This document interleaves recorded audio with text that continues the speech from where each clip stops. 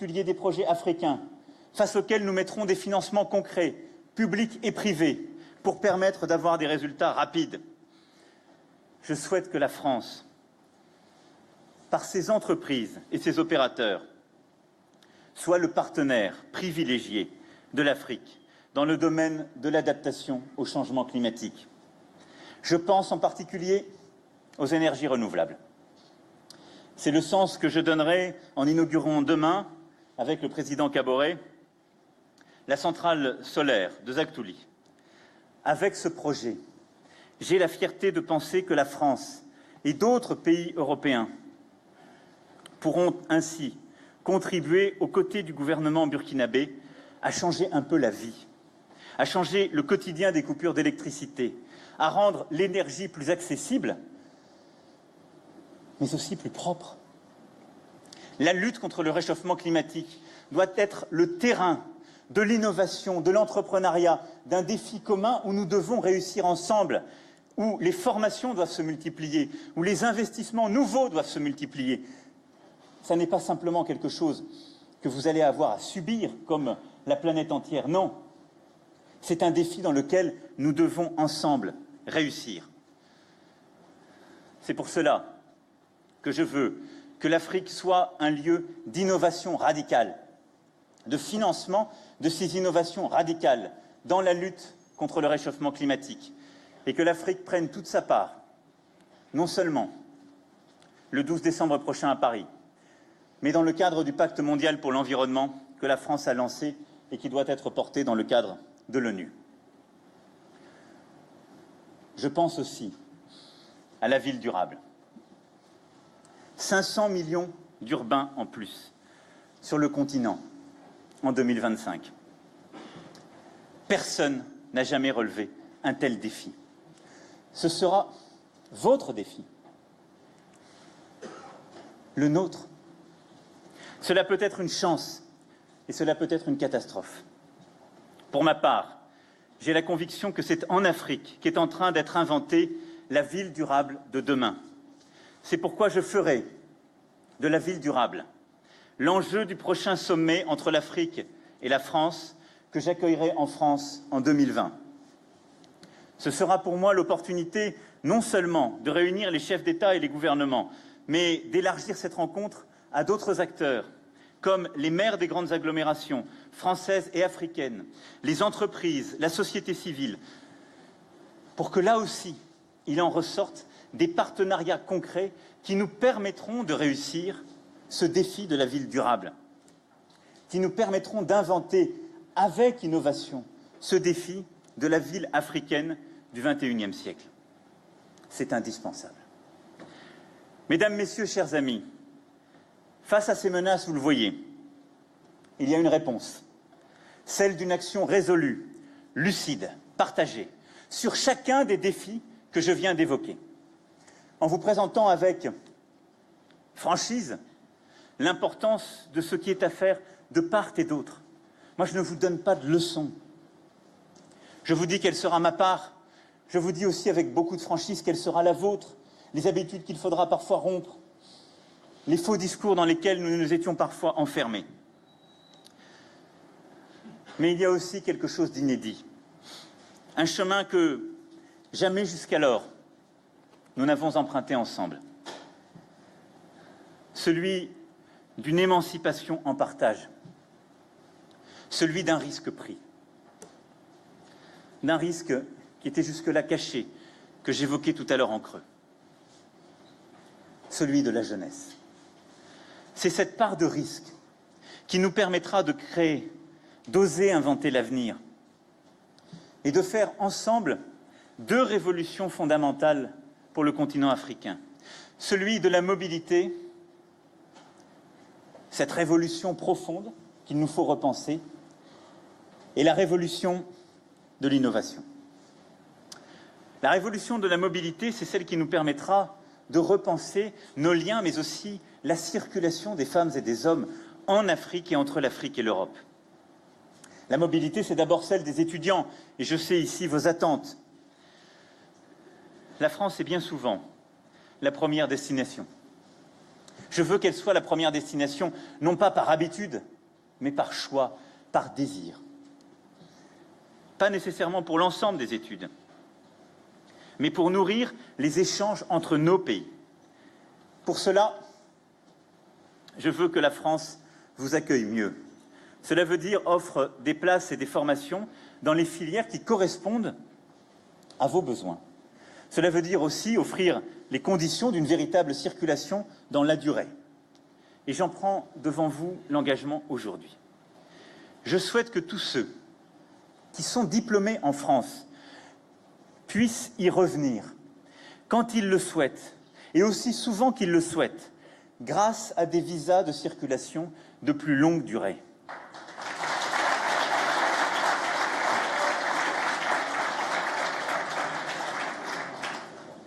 Parce qu'étudier en France, c'est une relation privilégiée qui doit se prolonger et qui ne doit pas se soumettre à une date couperet. Mais c'est l'ensemble de cette mobilité que nous devons repenser. Je vois trop souvent des jeunes Africains qui viennent étudier ou en fait demander un visa d'étudiant pour rester en France. Ça n'est pas une bonne voie, ça n'est pas une bonne méthode, et la France, dans la durée, ne peut pas les accueillir. Et là-dessus, je serai intraitable parce que c'est un contournement. Je vois des étudiants qui veulent accéder à des formations en France. Pour cela, je leur dis, nous allons mieux adapter les filières pour répondre à vos besoins. Et puis je vois deux aberrations. Une fois qu'ils ont été formés, qu'ils ont étudié en France, que nous avons investi, soit il y a une date couperet et ils doivent revenir, alors même qu'ils voulaient poursuivre leurs études en France. Nous devons en finir avec cela et faciliter les carrières, la fluidité, et leur permettre de rester plus souplement, même si des améliorations ont été faites ces dernières années. Mais ils ont parfois peur de revenir dans leur pays. Parce qu'ils se disent, si je reviens, je ne pourrai plus revenir en France. Je perds en quelque sorte cet avantage d'être déjà là. Et ils ne font pas bénéficier leur pays, ils ne font pas bénéficier l'Afrique de ce qu'ils ont appris. Et là aussi, c'est une erreur pour tout le monde.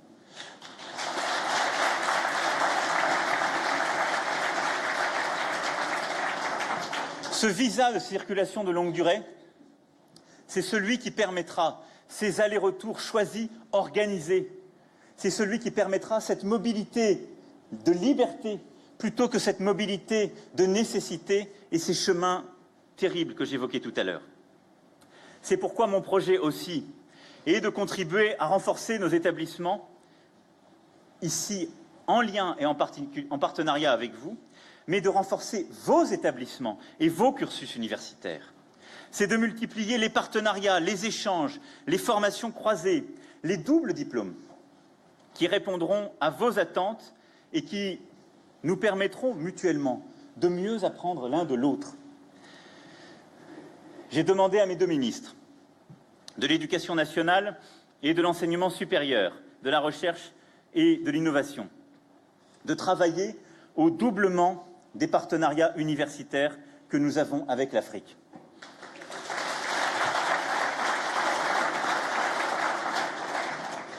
Si l'École polytechnique lance des partenariats en Côte d'Ivoire, d'autres écoles françaises, d'autres universités peuvent aussi le faire. Et je me félicite ici des efforts entrepris pour un rapprochement entre un établissement d'enseignement supérieur français et l'école d'ingénieurs 2IE de Ouagadougou.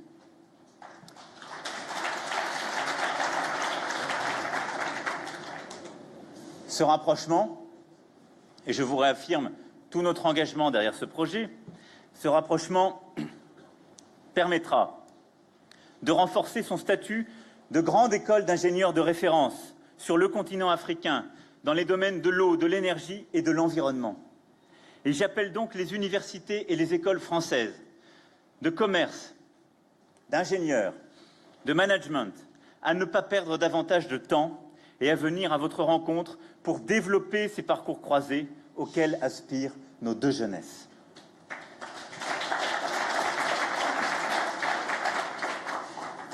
Et ce changement profond qui consiste à revoir, à révolutionner toute notre façon de penser est indispensable. Moi, je ne veux pas qu'un jeune burkinabé, dès qu'il se dit « je veux faire des études », n'ait qu'un but, aller faire des études en France. Non, je veux qu'il puisse mener toutes ses études au Burkina s'il le veut. Nous devons donc lancer tous ces partenariats. Nous devons multiplier les cours en ligne, les partenariats, les doubles diplômes qui permettra ici à Ouagadougou d'avoir un diplôme d'une université française, parce qu'il y aura un partenariat. Et que s'il veut et doit aller en France, c'est pour faire une formation spécifique ou c'est parce qu'il l'a choisi, pas parce qu'il y est contraint. Ce changement profond, c'est celui que nous vous devons, parce que nous vous devons l'accès au même contenu. Si la francophonie a un sens, et c'est le projet qu'elle doit porter, c'est celui de permettre à tous les étudiants francophones d'avoir accès aux mêmes supports pour mener leurs projets et leurs études. C'est pour cette raison que j'ai demandé à l'Agence universitaire de la francophonie d'être à mes côtés. Je veux qu'elle devienne la porte d'entrée pour vous donner accès à tous à une bibliothèque numérique des savoirs et des formations. Nous construirons l'accès à cette bibliothèque à partir des campus numériques francophones. Je sais qu'il y en a un ici même, à l'université Joseph Kizerbo, et nous allons les renforcer en impliquant les opérateurs de téléphonie mobile et les fournisseurs d'accès pour vous apporter dans ces campus des meilleurs points de connexion pour un accès de haut débit.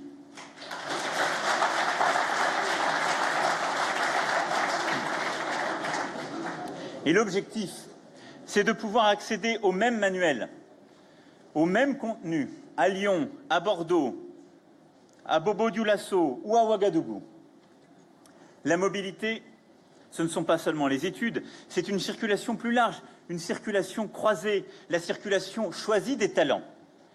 C'est pourquoi je souhaite que la France puisse accueillir 1000 nouveaux talents africains chaque année dans le domaine de la création d'entreprises, dans la recherche, dans l'innovation, dans la culture, dans le sport. Je vous rassure. Je vous rassure, pas pour dire qu'ils doivent uniquement aller réussir en France, non, pour que la France accélère leur réussite, mais pour qu'ensuite ils puissent revenir, démultiplier leurs efforts, leurs réussites, et que ce passeport talent et le visa qui va avec, qui permet cette liberté de mobilité, permettent à toutes celles et ceux qui sont dans cette salle et veulent réussir, transformer, d'avoir accès à la plateforme de la francophonie, d'avoir accès à toutes les facilités de la réussite en France pour démultiplier et revenir tirer le continent africain. En parallèle, je souhaite que plus de jeunes Français puissent aussi venir travailler en Afrique. Business France augmentera dès 2018 le nombre de jeunes volontaires français travaillant dans des entreprises en Afrique. Et je demanderai également à nos ambassades de recruter davantage de volontaires en privilégiant les candidats qui parlent ou ont commencé l'apprentissage d'une langue africaine.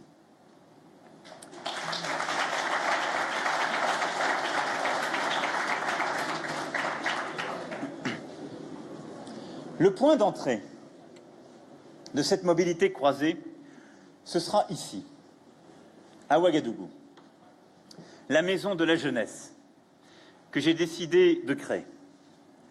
Un lieu accessible à tous, au centre-ville de votre capitale, qui vous sera spécifiquement consacré. Je remercie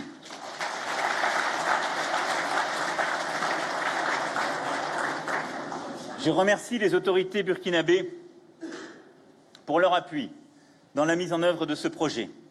Nous allons accélérer fortement dans les prochains mois les choses. Cette maison de la jeunesse, elle sera ouverte avant le 14 juillet prochain et vous pourrez l'inaugurer officiellement à cette date.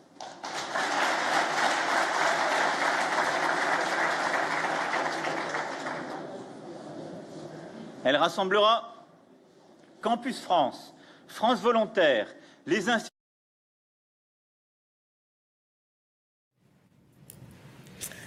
Alors voilà pour ce nouveau problème technique en direct de Ouagadougou, alors que le chef de l'État Emmanuel Macron est en train de prononcer son tout premier discours À l'Afrique, au continent. On va peut-être y revenir dans quelques instants avec moi sur ce plateau pour suivre et commenter évidemment cette prise de parole qui dure depuis maintenant 45 minutes environ. Pierre Jacquemot, bonjour. Je vous représente à nouveau. Vous êtes ancien ambassadeur de France au Kenya, au Ghana, en RDC notamment. Vous êtes maintenant chercheur associé à l'IRIS, professeur à Sciences Po. Et puis en face de vous nous a rejoint Gauthier Rabinski. Merci à tous les deux d'être là. Emmanuel Macron qui est en train de faire un état des lieux.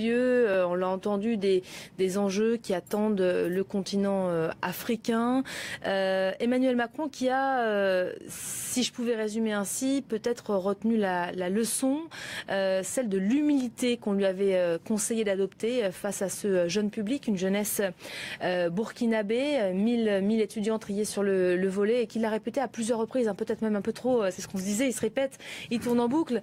Je ne suis pas là pour vous donner des leçons, la France à l'avenir ne vous dira pas quelle conduite à adopter. Alors on m'indique qu'Emmanuel Macron est de nouveau audible. Je ne sais pas si c'est le cas. Est-ce qu'on entend de nouveau le chef de l'État? Concrètement, eh ben on va le suivre à nouveau, puis on y reviendra. Ce fonds que nous allons après. créer permettra, avec l'Agence française de développement et la Banque publique d'investissement, de faire même... Je veux que nous puissions multiplier par 10 cet objectif en associant des fonds privés, d'autres partenaires européens, des fonds privés européens, pour avoir une enveloppe qui permettra de financer les projets des entrepreneurs, des innovateurs africains. D'abord dans le numérique.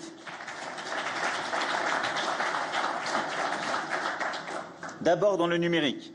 C'est le sens du programme Digital Africa qui permettra d'identifier les start-up africaines les plus prometteuses et accompagnera leur croissance. Mais aussi dans l'agriculture, dont l'Afrique a profondément besoin. C'est plus que 60% de la population active. C'est le secteur dans lequel nous allons continuer et nous devons investir. Et cette initiative financera des PME africaines qui accéléreront la transformation de l'agriculture africaine. Partout, nous devons, par cette initiative et l'aide que nous apportons, accélérer ces transformations et ces transitions. De manière générale, cette initiative s'adressera tout particulièrement, vous l'avez compris aussi, aux femmes entrepreneuses. La France sera également au rendez-vous en investissant dans les infrastructures africaines de demain. C'est le sens des efforts qui ont été menés pour financer de grands projets d'investissement comme le train urbain de Dakar, le métro d'Abidjan ou celui de Casablanca. C'est aussi le sens du fonds doté de 300 millions d'euros pour le soutien à des projets d'infrastructures en Afrique qui conduira ses premiers investissements dans les toutes prochaines semaines. C'est aussi ce que l'Union européenne et l'Union africaine, en particulier avec des opérateurs comme la BAD, doivent continuer à développer sur le terrain. Nous devons partout en Afrique développer les infrastructures de la croissance, les infrastructures numériques, les infrastructures de transport et les infrastructures de l'énergie. Ce combat, initié pour partie par la France il y a quelques années, doit maintenant connaître une nouvelle phase.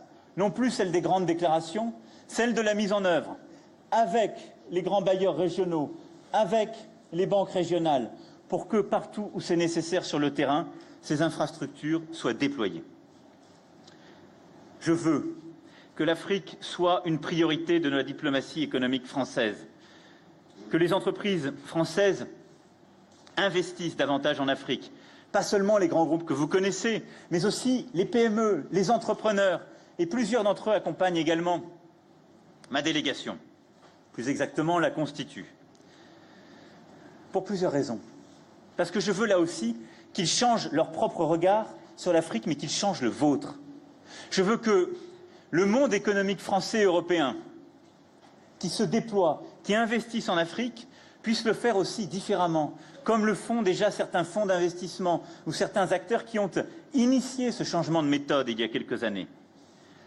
Parce que le soutien de l'État français, indispensable, et qui continuera à perdurer à leur côté, ne sera pas accordé sans contrepartie. En effet, je souhaite que les entreprises françaises soient porteuses d'un partenariat exemplaire. Un partenariat exemplaire qui refuse la corruption, qui se plie aux appels d'offres, qui se plie aux règles édictées par les institutions africaines qui, comme l'OHADA, font progresser la bonne gouvernance. Les entreprises françaises qui viendront investir en Afrique et se développer et qui auront le soutien de l'État français seront exemplaires, car je leur demanderai aussi d'investir dans la formation professionnelle. Ce sera une condition que je fixerai à nos entreprises.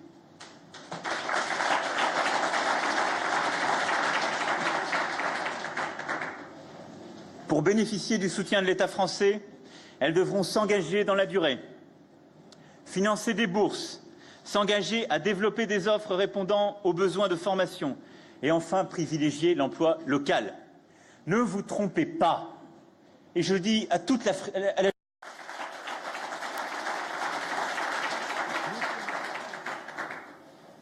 Pour bénéficier du soutien de l'État français, elles devront s'engager dans la durée, financer des bourses, s'engager à développer des offres répondant aux besoins de formation et enfin privilégier l'emploi local.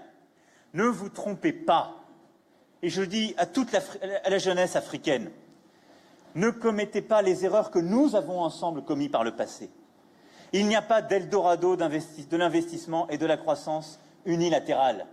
Il n'y a pas de bon investissement d'un État ou d'entreprise quand ce ne sont que les intérêts d'un État qui sont bien vus. La France, elle n'investira plus uniquement pour faire des opérations de gouvernement à gouvernement où il n'y a aucune retombée sur la population locale. Elle n'investira plus pour que des grands groupes participent parfois à des opérations de corruption organisée. Elle n'investira plus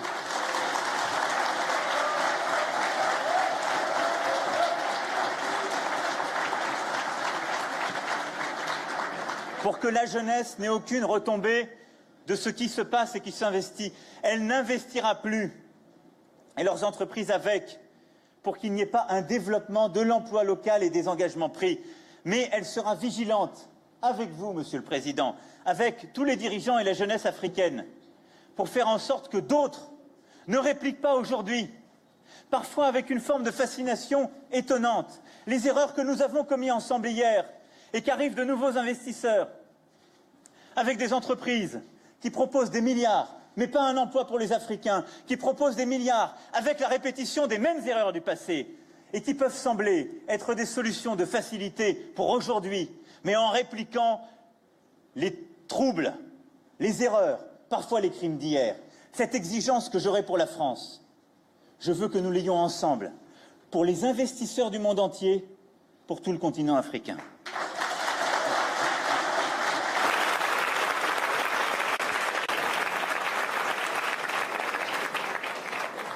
Et la condition de cette innovation, c'est la recherche. Je souhaite que les conditions soient créées pour permettre aux chercheurs africains et européens de travailler ensemble des programmes communs, ce qui a été fait avec succès dans le cadre de l'Union européenne avec le Conseil européen de la recherche doit pouvoir être étendu aux universités africaines.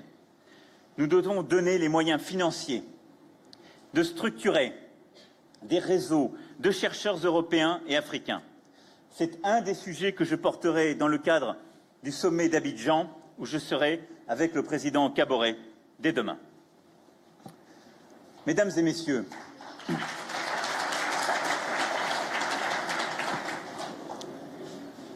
je terminerai par ce qui doit nous permettre ensemble d'écrire cette nouvelle relation d'amitié dans la durée, au-delà des menaces, des craintes et de nos intérêts partagés. Aujourd'hui, nous sommes orphelins. Nous sommes orphelins, en quelque sorte, d'un imaginaire commun. Nous souffrons d'un imaginaire qui nous enferme dans nos conflits, parfois dans nos traumatismes. D'un imaginaire qui, je dirais, n'est plus le vôtre, n'est plus le nôtre. Et je veux reconstruire cet imaginaire commun et d'avenir autour de trois remèdes. Le premier remède, c'est la culture. Dans ce domaine, je ne peux pas accepter qu'une large part du patrimoine culturel de plusieurs pays africains soit en France. Il y a des explications historiques à cela, mais il n'y a pas de justification valable, durable et inconditionnelle. Le patrimoine africain ne peut pas être uniquement dans des collections privées et des musées européens.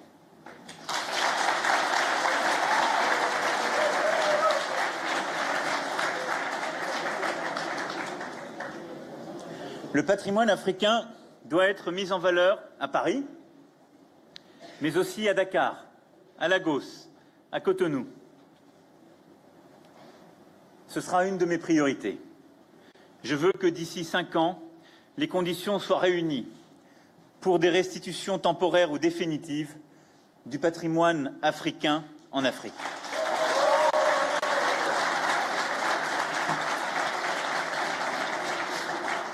Ça supposera aussi un grand travail et un partenariat scientifique, muséographique. Parce que ne vous trompez pas, dans beaucoup de pays d'Afrique, ce sont parfois des conservateurs africains qui ont organisé le trafic.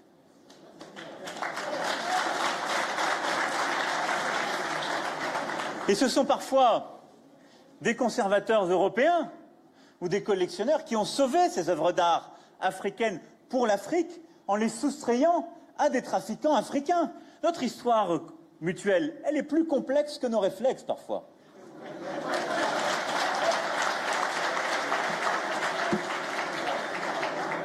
Mais le meilleur hommage que je peux rendre non seulement à ces artistes, mais à ces Africains ou ces Européens qui se sont battus pour sauvegarder ces œuvres, c'est de tout faire pour qu'elles reviennent. Mais c'est de tout faire aussi pour qu'il y ait la sécurité, le soin qui soit mis en Afrique pour protéger ces œuvres. Et donc, ces partenariats prendront aussi toutes les précautions pour qu'il y ait des conservateurs bien formés, pour qu'il y ait des engagements académiques et pour qu'il y ait des engagements d'État à État pour protéger ces œuvres d'art, c'est-à-dire votre histoire, votre patrimoine et, si vous m'y autorisez, le nôtre. La culture, c'est aussi ce qui doit permettre de changer les regards que nous portons l'un sur l'autre. Et c'est avec cette ambition que j'ai décidé de lancer en 2020 une saison des cultures africaines en France. Qu'est-ce que c'est cette saison? C'est un constat simple. Ce que me disait l'un des membres du Conseil présidentiel, plutôt l'une des membres, c'est de dire, c'est formidable en France, si on veut connaître l'Afrique, on peut aller au musée dit du Quai Branly ou dans beaucoup d'autres musées. On voit l'Afrique que moi je n'ai jamais connue. On voit l'Afrique d'il y a 500 ans ou 1000 ans. Mais on ne voit pas la scène artistique contemporaine de l'Afrique. Et c'est vrai. Et donc on ne connaît pas l'Afrique. La jeunesse française connaît très mal l'Afrique. Elle n'en connaît pas, elle commence à en connaître la littérature, j'y reviendrai, mais elle en connaît mal la peinture, la vitalité théâtrale, cinématographique, sculpturale, la richesse de toute la création artistique. Et donc, cette saison des cultures africaines en France, inédite, doit permettre de faire connaître à la France, aux jeunes Français, la création des jeunes générations africaines dans la mode, dans la musique, dans le cinéma, dans le design. Je souhaite aussi que cette saison des cultures soit l'occasion de valoriser une autre forme d'histoire. Et je le dis avec beaucoup de solennité dans cette université.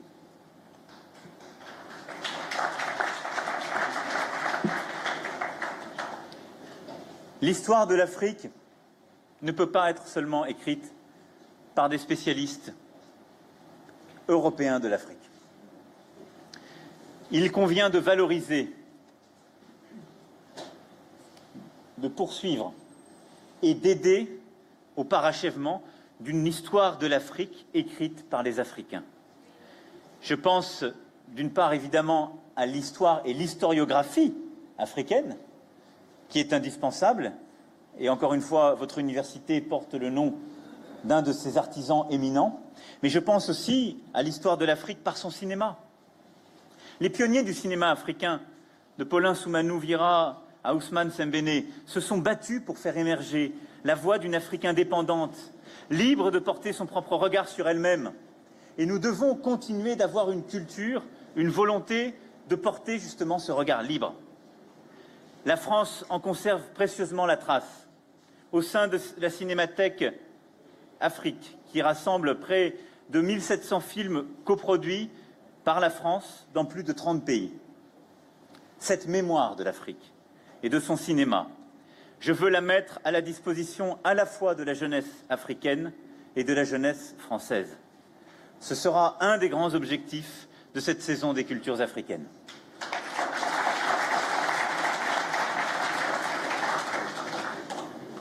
Le deuxième ciment de cette aventure commune, c'est le sport. En 2024, la France accueillera le monde entier à Paris. Et je souhaite que les sportifs français y brillent, je vous rassure. Mais je souhaite également que ces Jeux olympiques puissent valoriser l'excellence sportive africaine. Pour cela, les sportifs africains de haut niveau doivent disposer des moyens de pleinement développer leur potentiel. C'est pourquoi j'ai demandé au comité d'organisation des Jeux olympiques de prévoir dès à présent un plan pour permettre aux sportifs africains de venir s'entraîner en France dans les meilleures installations. Mais je souhaite aussi que l'Afrique puisse se doter des meilleures installations sportives pour ses sportifs et pour ses jeunes. D'installations durables qui survivent au seul usage d'une compétition internationale. Et donc, dans le cadre de l'organisation de ces Jeux olympiques et de 2024, je souhaite que nous puissions, en lien avec le comité des Jeux olympiques et dans le cadre de ce partenariat entre l'Union européenne et l'Union africaine, organiser le développement et l'investissement dans ces infrastructures sportives et ces installations. Cette initiative que je souhaite porter, d'envergure européenne, reconnaîtra le sport comme un puissant vecteur de développement et de croissance des économies africaines. L'économie du sport, ce ne doit pas seulement être la vente des maillots, même quand ce sont les maillots des meilleures équipes européennes, ce qui est parfois et souvent le cas dans beaucoup de villes en Afrique, même si je ne saurais m'opposer à la vente du maillot de l'Olympique de Marseille.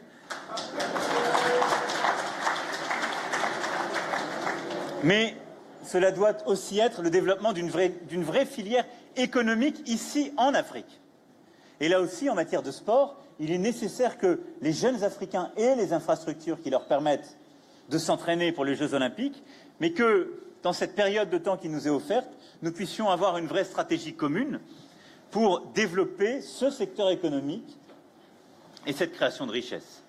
Je porterai dans les prochaines semaines une initiative rassemblant de grands acteurs du monde sportif qui encouragera à la fois les investissements dans le domaine des équipements sportifs et les investissements des sportifs dans l'économie africaine. Enfin, en nous retrouvant ensemble par ce qui nous unit, je dirais, par-delà ou par-avant la culture et le sport, dans cet amphithéâtre même, le ciment principal qu'il y a entre nous, celui tellement évident qu'on finit par ne plus le mentionner, c'est la langue. J'allais dire la langue française. Oui, c'est bien la langue française. Mais à vrai dire, il y a bien longtemps que cette langue française, notre langue, n'est plus uniquement française.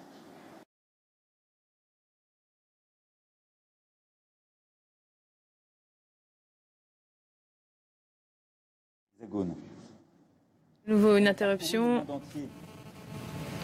On va essayer de raccrocher avec l'université de Ouagadougou et le chef de l'État Emmanuel Macron qui est en train de conclure son intervention, son discours qui a débuté à 11h30 un patrimoine à protéger. Et on l'a de nouveau. Écoutez. Et cet avenir se joue pour beaucoup en Afrique, ici. Son avenir, son rayonnement, son attractivité n'appartient plus à la France. Et la francophonie, c'est un corps vivant, un corps par-delà nos frontières, dont le cœur bat quelque part pas loin d'ici. Et je veux que vous ayez conscience de cela. Moi, j'en suis fier. Je suis fier que la langue dans laquelle je suis né à laquelle je dois tout, la langue dans laquelle on m'a fait grandir, par laquelle je peux convaincre, la langue par laquelle quelqu'un comme moi, qui vient d'une famille de province, peut devenir président de la République française, parce qu'il apporte des arguments et des émotions à d'autres qui, à un moment, le suivent, ce soit aussi votre langue. Soyez-en fiers, parce que c'est une langue qui va permettre à une jeune fille burkinabé de faire la même chose demain, de convaincre les jeunes de sa génération et de prendre les responsabilités, d'aller conquérir quelque chose qui n'est pas forcément à elle au début. Cela, nous l'avons en partage. Alors je vous le dis très simplement, faites-le vivre. Ne le regardez pas comme une langue que certains voudraient ramener à une histoire traumatique. Elle n'est pas que cela, puisqu'elle est la langue de vos poètes, de vos cinéastes, de vos artistes. Vous l'avez déjà réacquise, vous vous l'êtes déjà réappropriée. La langue française du Burkina Faso, la langue française du Sénégal, elle n'est déjà plus seulement française, elle est déjà la vôtre, alors portez-la avec fierté. Et cette francophonie, elle n'est pas une, ça n'est pas la francophonie française, non. Elle a depuis bien longtemps échappé à la France. Je veux une francophonie forte, rayonnante, qui illumine, qui conquiert, parce que ce sera la vôtre. Portez-la avec fierté, cette francophonie. Défendez-la, mettez-y vos mots, mettez-y vos expressions. Transformez-la, changez-la à votre tour. Parce que je vais vous faire une confession.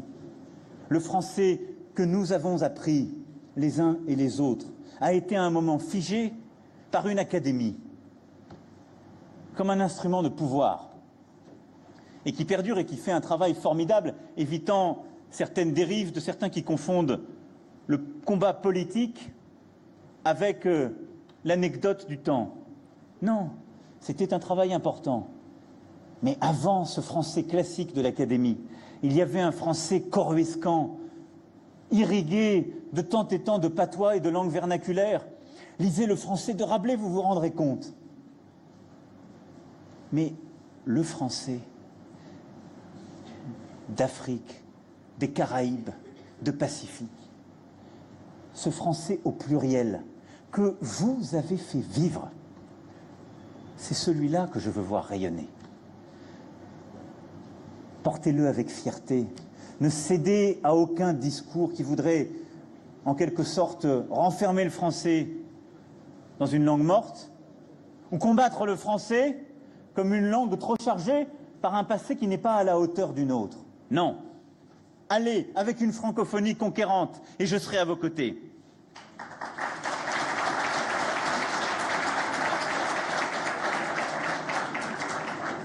Pour cela, j'ai décidé que le représentant personnel du président de la République française pour la francophonie, ce ne serait pas comme classiquement un ministre, ce serait une personnalité à part. C'est pourquoi j'ai demandé, je remercie d'avoir accepté, à Leïla Slimani, qui est ici à mes côtés, de prendre cette fonction.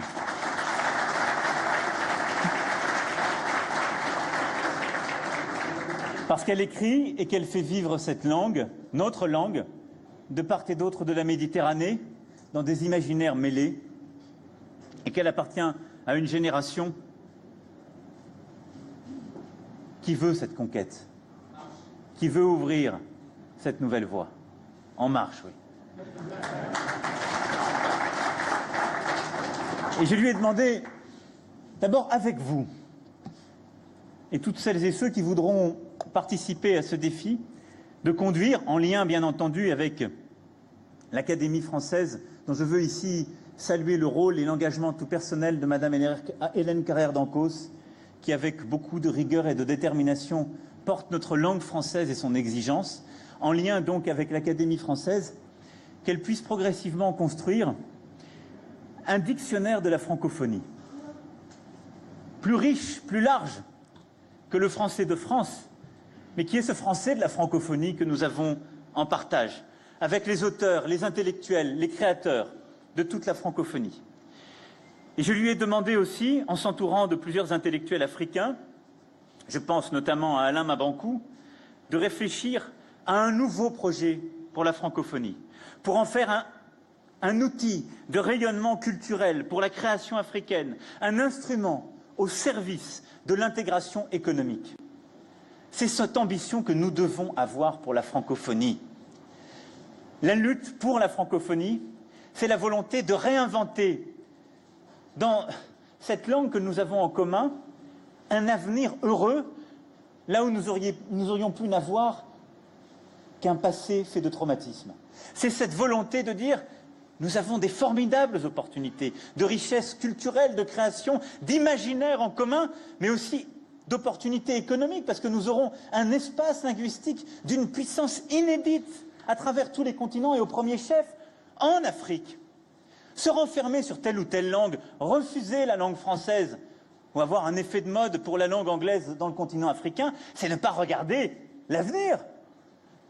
Le français, ce sera la première langue de l'Afrique et peut-être du monde, si nous savons faire, dans les prochaines décennies. Prenons ce défi ensemble. Allons-y, portons-le. Mais je vous le dis, non pas comme on donne une leçon, non pas en vous disant « je veux que ce soit ainsi », je vous le dis très simplement. Je crois très profondément que c'est bon pour nous tous. Mais ça ne dépend que d'une chose. Votre volonté, votre détermination. Mais je voulais vous dire de cette nouvelle histoire de la francophonie que nous ouvrons avec Leïla Slimani, de cette nouvelle ambition, et j'aurai l'occasion, en début d'année prochaine, d'en détailler toutes les ambitions et d'expliquer cette nouvelle page de la francophonie qu'avec vous, je veux pouvoir écrire. Soyons conquérants, soyons ambitieux. Et je serai, après-demain, au Ghana, pour illustrer cette approche dans un pays anglophone qui se tourne vers la francophonie, qui fait ce choix, qui fait ce pas en avant. Je veux ensemble que nous ayons cet esprit de conquête. Je veux qu'il y ait une ambition partagée. Voilà, mesdames et messieurs, au moment de se retirer, je crois qu'il est de coutume, ici au Burkina Faso, de demander la route.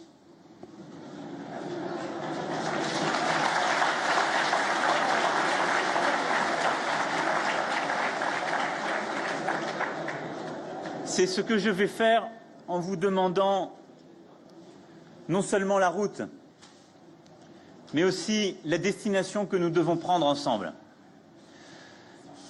Au bout de cette route, nous avons le choix entre l'envie de nous retrouver ou la tragédie de nous ignorer. Je vous propose non seulement de nous retrouver, mais de ne plus nous séparer.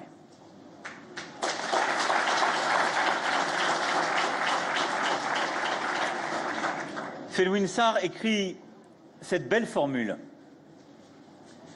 L'Afrique n'a personne à rattraper. Elle ne doit plus courir sur les sentiers qu'on lui indique, mais marcher prestement sur le chemin qu'elle se sera choisi.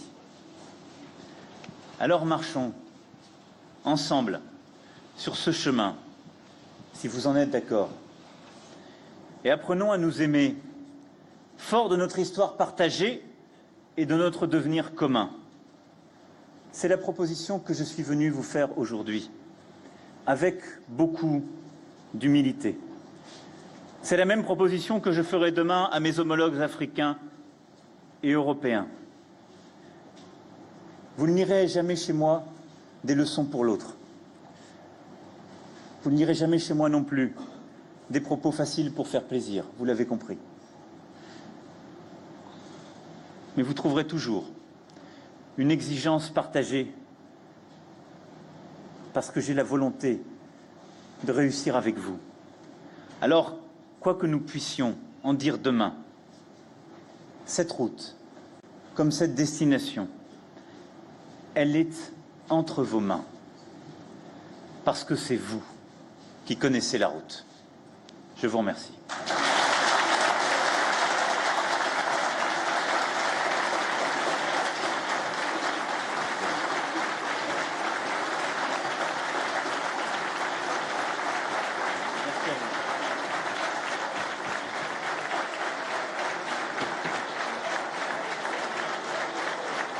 Et voilà pour ces applaudissements nourris après cette première intervention d'Emmanuel Macron, premier discours, celui de Ouagadougou au continent africain. On va évidemment y revenir au cours de cette édition spéciale. Emmanuel Macron et son discours qui, il l'espère, comme ses prédécesseurs, restera gravé dans les annales. Qu'allons-nous retenir? Eh bien, peut-être l'endurance déjà, le chef de l'État qui vient de prononcer une intervention d'un peu plus d'1h30.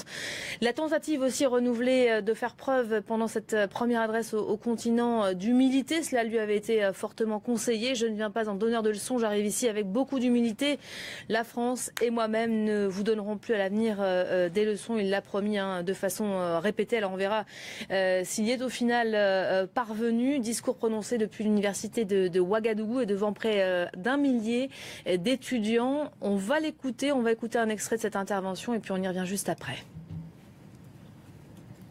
Je ne vais pas venir ici vous dire que nous allons faire un grand discours pour ouvrir une nouvelle page de la relation entre la France et l'Afrique. Ou je ne suis pas venu ici vous dire quelle est la politique africaine de la France, comme d'aucuns le prétendent. Parce qu'il n'y a plus de politique africaine de la France.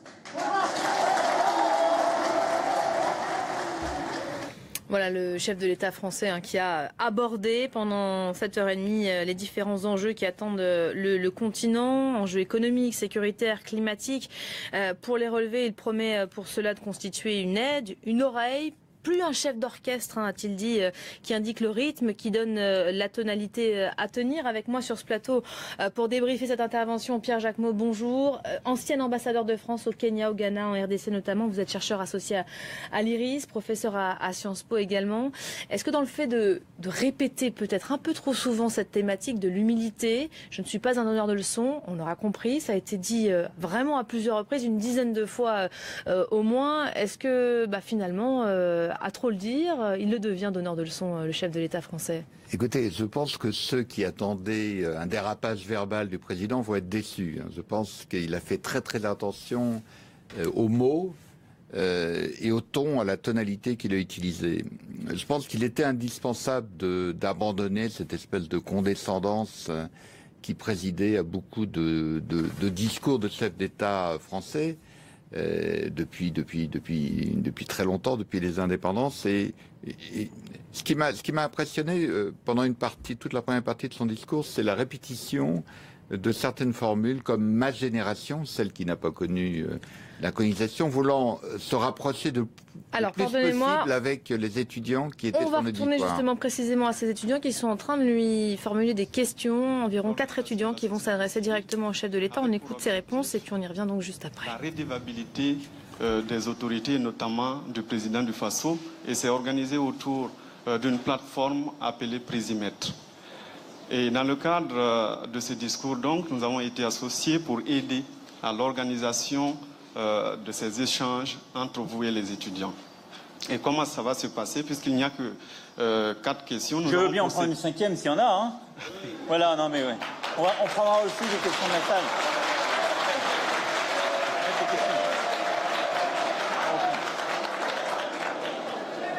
Allez-y. Alors donc nous avons procédé par sondage pour essayer de voir quelles sont les préoccupations des jeunes étudiantes et étudiants, quelles sont les préoccupations donc qu'ils veulent inscrire dans le cadre de votre visite à Ouagadougou et notamment de ces discours. Et cela nous a permis d'enregistrer un certain nombre de participations. Nous avons 9 universités qui ont participé, plus de 160 intervenants, plus de 200 questions qui ont été posées, et tout cela en une journée. Et il y a 11 thématiques qui ont été donc abordées. Et ce matin, nous avons procédé par choix en fonction de la récurrence des questions qui reviennent. Et donc ce matin, nous avons avec nous 4 étudiants qui vont être des porteurs de questions et qui vont donc les poser au nom de l'ensemble des étudiants qui sont dans la salle. Alors, nous allons... Attendez, je salue l'effort d'organisation. Écoutez-moi 2 secondes. Je salue l'effort d'organisation de monsieur qui vise à hiérarchiser les choses avec un processus dont la complexité est extrême. Il y aura les 4 questions, je vais répondre. Si vous aviez des questions qui étaient les mêmes que les 4 questions, ne les reposez pas. Par contre, s'il y a des questions que vous aviez qui n'ont pas été posées, je les prendrai.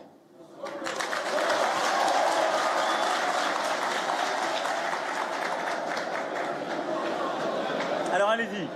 Alors donc la première personne qui va vous poser une question ce matin s'appelle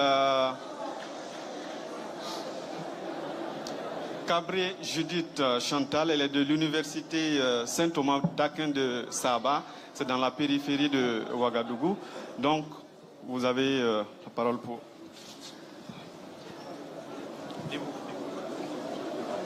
Excellence, Monsieur le Président, je vous souhaite la bienvenue avec un pincement de cœur.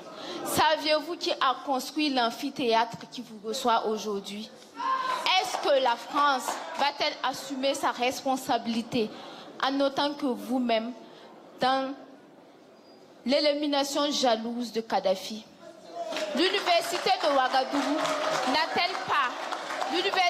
Ouagadougou n'a-t-elle pas bénéficié de lui que des campus numériques qui ne marchent pas et qui emploient beaucoup plus de Français que d'Africains? Aujourd'hui, le nombre d'étudiants boursiers en France est de 500, alors que nous recevons beaucoup plus de soldats de vous que d'étudiants en licence. Qu'avez-vous fait alors, Monsieur le Président, après votre départ et le discours que vous venez de donner? Après cela, ma dernière phrase est la suivante. Après avoir inauguré, dans quelques jours, ou plutôt demain, la centrale électrique de Zaktouli, allons-nous profiter de cette climatisation pendant longtemps, aussi telle que l'énergie de France, ou plutôt, pardon, la Sonabel ou la centrale électrique, allons-nous en profiter pendant longtemps? Je vous remercie, Monsieur le Président.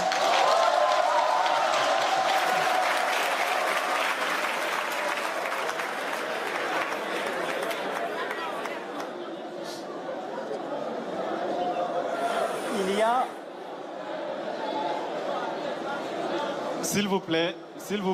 Vous voulez... Je vais répondre en fait question par question. Oui, c'est ça. Je réponds question par question, d'accord?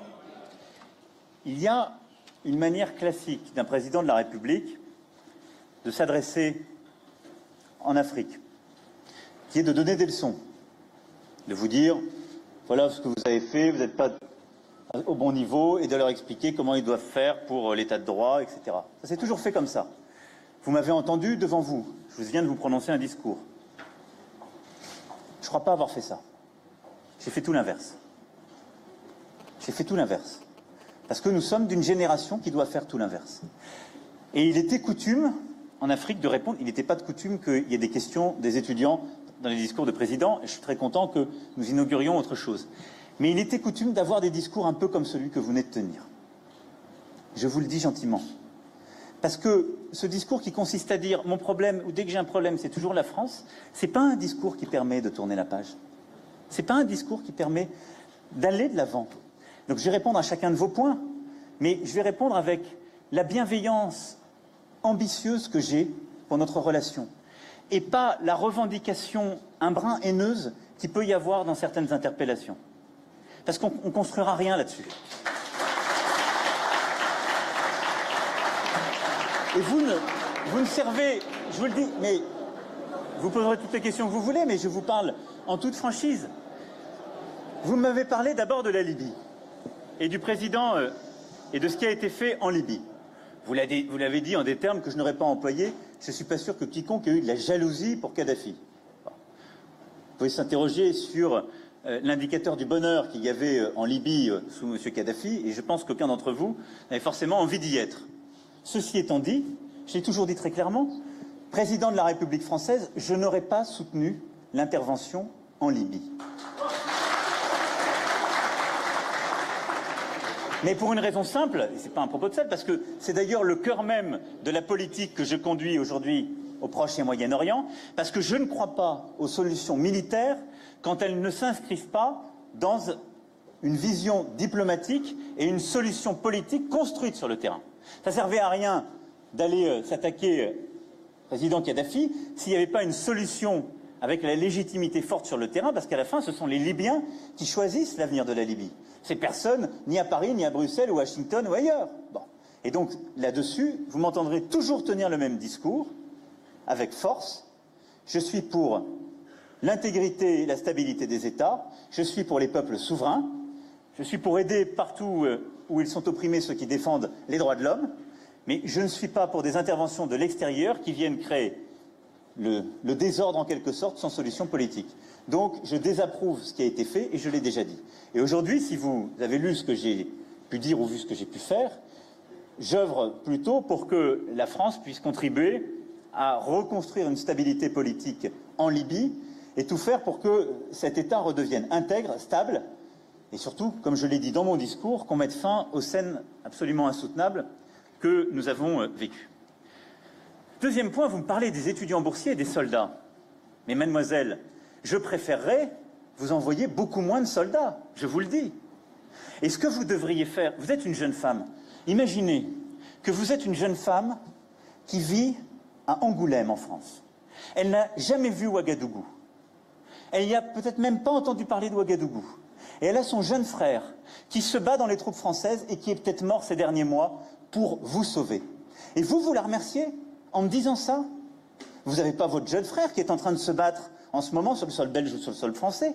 Vous avez peut-être votre grand-père, votre arrière-grand-père qui est venu se battre pour aider la France quand elle était attaquée en 14-18 ou en 39-45. Ça oui. Donc il faut regarder cette histoire partagée. Mais ne venez pas me raconter et me parler comme ça des soldats français. Vous ne devez qu'une chose pour les soldats français, les applaudir.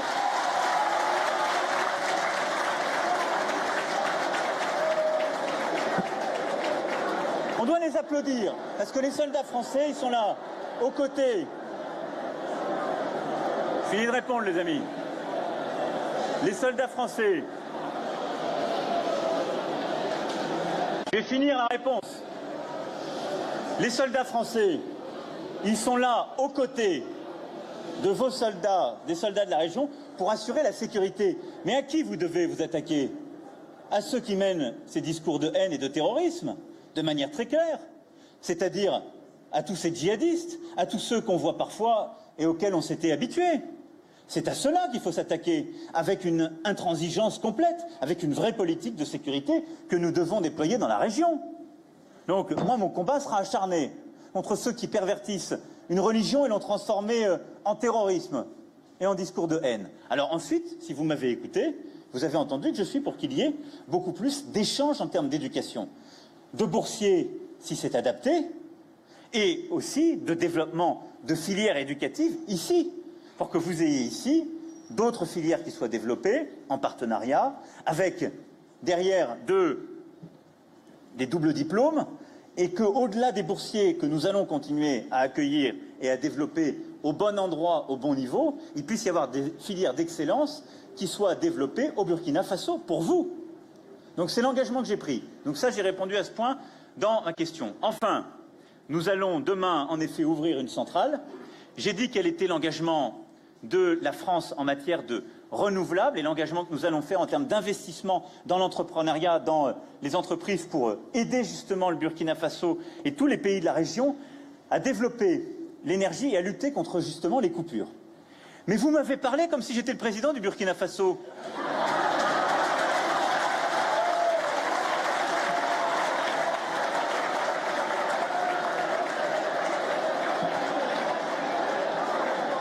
Et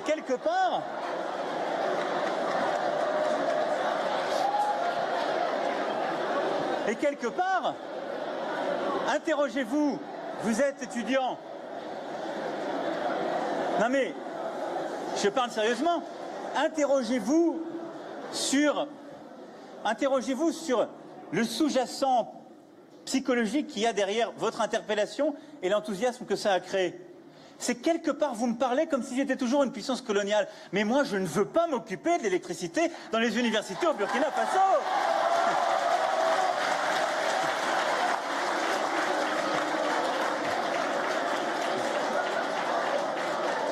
le travail du président.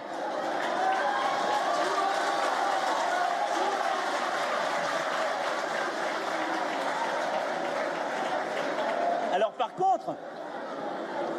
par contre, je vous rassure, du coup il s'en va, reste là.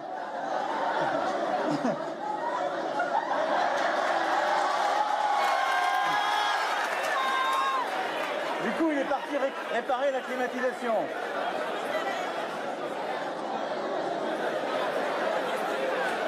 Mais plus sérieusement, vous l'avez compris, je suis pour que chacun fasse ce qu'il doit faire au bon endroit. Et donc, je ferai tout pour aider à ce qu'il y ait les conditions pour aller dans ce sens. Mais chacun a son rôle. Voilà. Merci pour votre question.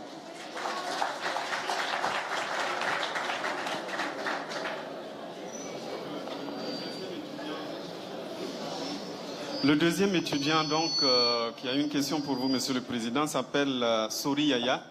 Il est de l'université Norbert Zongo de Koudougou. Koudougou, c'est une ville située à 100 km de Ouagadougou.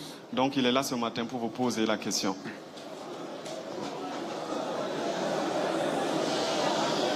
Écoutez-le. Bonjour à tous. Excellence, Monsieur le Président. Bienvenue au Burkina Faso. Pays des hommes intègres, pays de Thomas Sankara.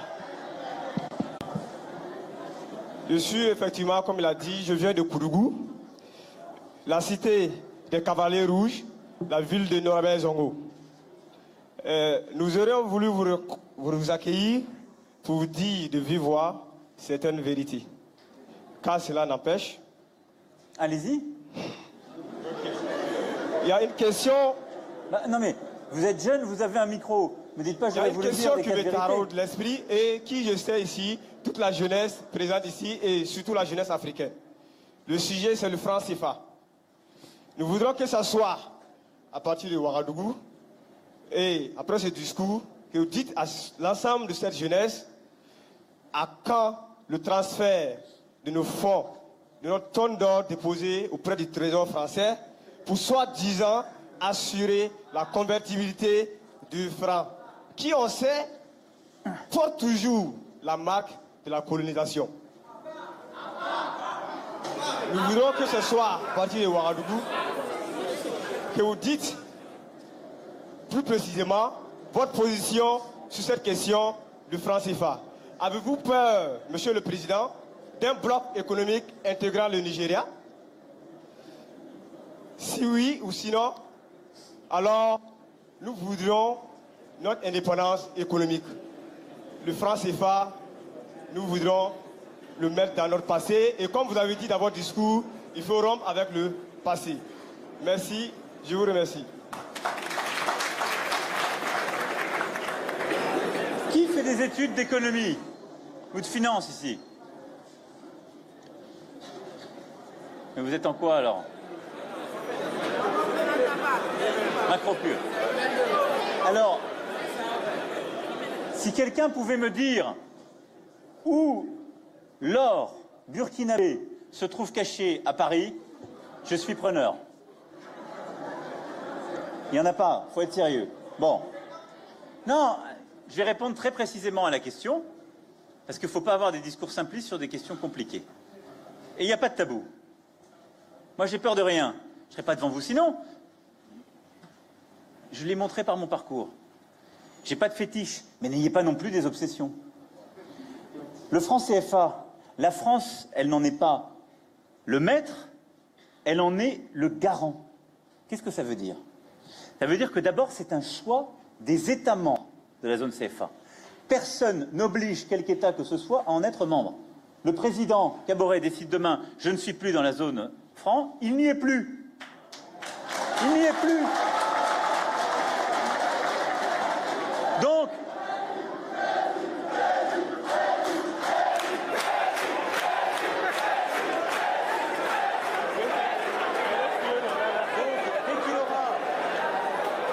dès qu'il aura réparé la climatisation de l'amphithéâtre, il sortira de la zone franc, vous l'avez compris.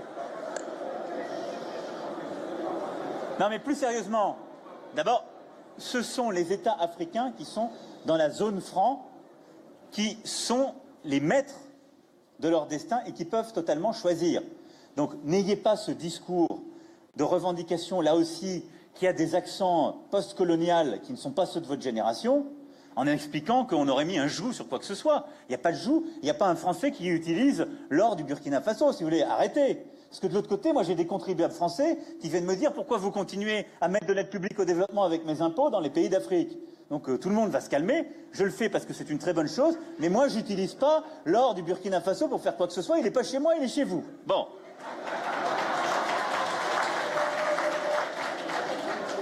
Ensuite, pourquoi il y a eu la zone franc? Pourquoi il y a eu la zone franc? Parce que, et là vous avez raison, c'est le fruit d'une histoire. Dans une zone qui avait une histoire, un destin commun, on a créé une monnaie commune. Comme il y avait beaucoup d'allers-retours, cette monnaie, elle a été accrochée au franc pour une question de stabilité. Bon. Le franc est ensuite passé à l'euro et on a continué. Est-ce que c'est une bonne... Je vous donne mes convictions très profondes. Est-ce que c'est une bonne ou une mauvaise chose? D'abord, vous ne pouvez pas dire que c'est une mauvaise chose parce qu'il y a plein d'or à disposition. Ça, c'est n'importe quoi. D'abord, votre or, il est chez vous, et vous seriez une banque indépendante, vous devriez avoir des réserves de cette banque centrale pour pouvoir avoir de la crédibilité par rapport à vos partenaires internationaux. Faites l'hypothèse 2 secondes que le Burkina Faso s'invente sa propre monnaie, décide de sortir, vous aurez quand même des réserves d'or à la banque centrale, et n'imaginez pas qu'on va distribuer de l'or à tout le monde parce qu'on sera sorti de la zone franc. C'est n'importe quoi. Bon. Donc ça, de toute façon, vous l'avez.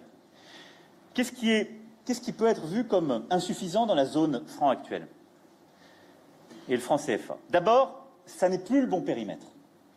C'est l'héritage d'un passé. Et là où vous avez raison, c'est que vous avez, dans la région, des voisins importants pour votre intégration économique et la circulation, qui ont besoin d'avoir cette fluidité. Je pense en particulier, évidemment, au Nigeria, mais à d'autres.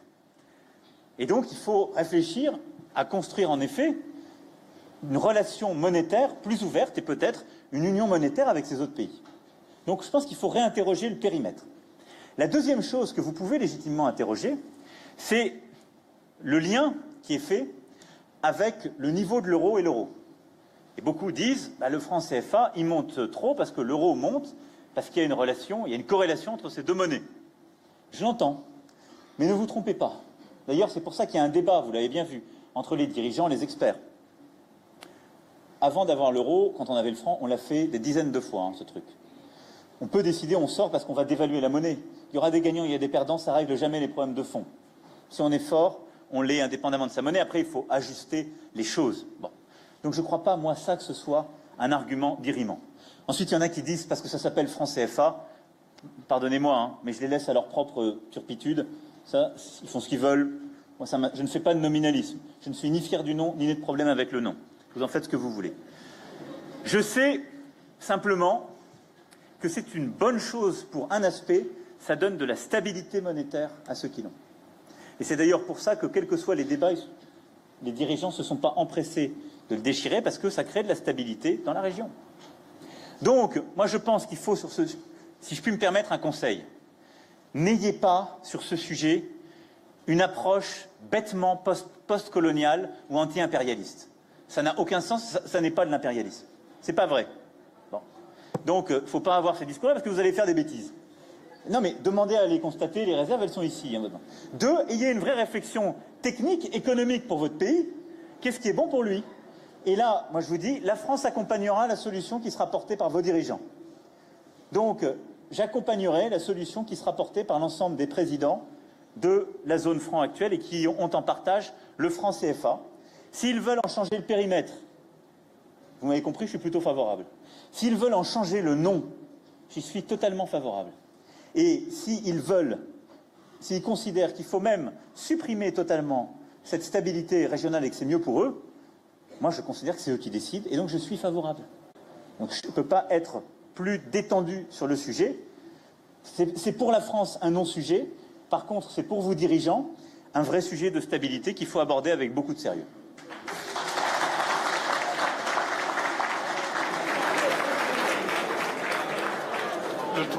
La troisième personne est une étudiante. Elle vient de l'université Aube Nouvelle de Bobo Dioulasso. Bobo Dioulasso, c'est à l'ouest du pays, à 365 km de Ouagadougou.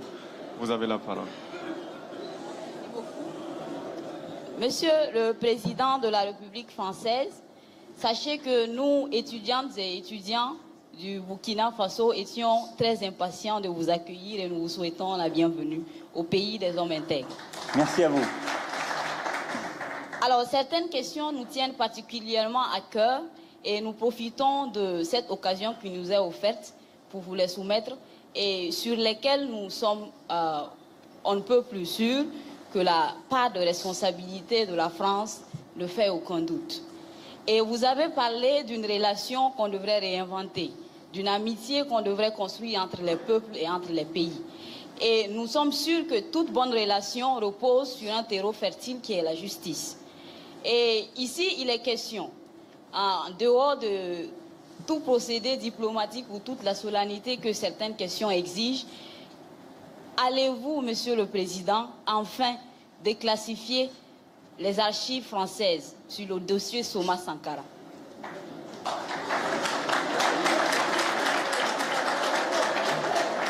Et en plus de cela, nous avons espéré, je vous l'assure, nous l'avons espéré, mais sans trop grande conviction, que vous amènerez avec vous dans vos valises le frère cadet de notre ancien président, M. François Compaoré. Mais malheureusement, non. Alors, je voulais savoir, avec toute l'amitié que vous nous portez, allez-vous au moins nous l'envoyer par Air France quand vous allez retourner à Paris?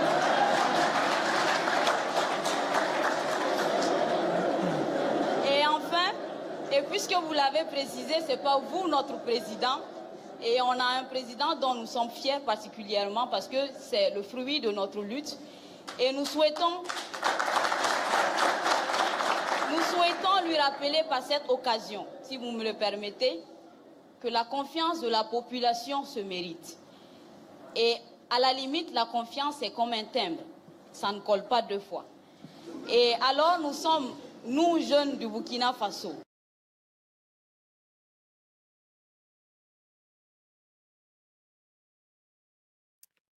Petit problème technique sur cette question d'une étudiante burkinabé, notamment sur le frère de Blaise Compaoré qui a été accueilli par la France après la destitution de Blaise Compaoré. Je vous présente nos invités en plateau, notre invité Leslie Varenne.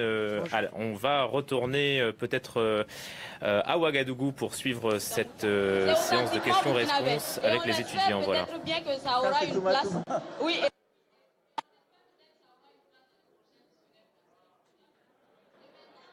Touma, ça c'est en langue locale morée, c'est le travail. Parce que nous sommes conscients, nous jeunes du Burkina Faso, qu'il faut travailler pour parvenir à un avenir meilleur.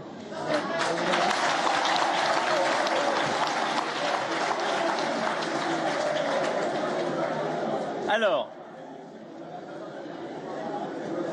sur les questions que vous avez évoquées, je ne serai pas mouta-mouta, je peux vous le dire. Donc, sur les suites de l'assassinat de Thomas Sankara, à qui j'ai rendu hommage au début de mon discours, je ne serais pas venu vous voir si je n'avais pas de réponse claire sur ce sujet. La plupart des archives, puisque nous sommes après 25 ans, sont accessibles pour tout le monde. Par contre, il y a en effet des archives qui sont des documents couverts par le secret défense nationale, qui, même après 25 ans, ne sont pas ouvertes au public.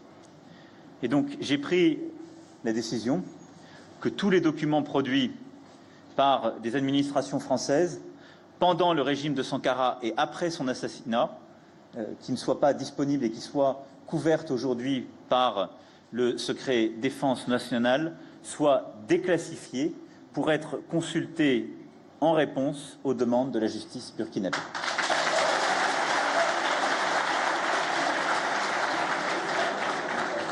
Ce qui veut dire que tous les documents dont la justice souhaitera disposer pour en avoir besoin, qui étaient jusqu'alors indisponibles car couverts par le secret défense nationale en France, seront ouverts et transmis. C'est l'image que je me fais de notre relation et l'engagement que je veux ici prendre. Pour ce qui est de François Compaoré, je veux d'abord vous dire que s'il a été interpellé en France le 29 octobre dernier, c'est bien parce qu'il y a une coopération exemplaire entre les justices burkinabées et françaises. Et c'est le fruit de cette coopération. Je m'en félicite et je sais que le président s'en félicite aussi. Ensuite, parce que nos justices sont indépendantes, je ne vais pas vous ramener qui que ce soit. Parce que en France, ce n'est pas le président de la République qui ramène ni à une famille, ni dans un pays étranger, ni où que ce soit, quelqu'un qui est sous justement l'autorité de la justice française. Elle est indépendante.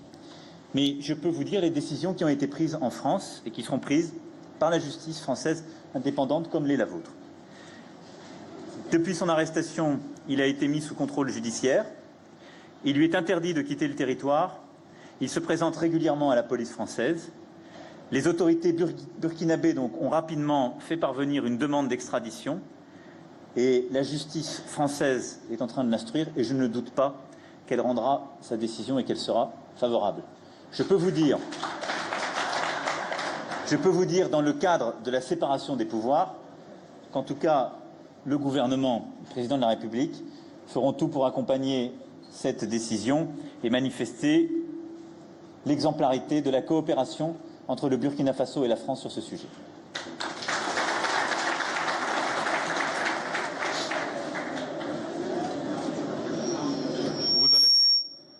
Arsène.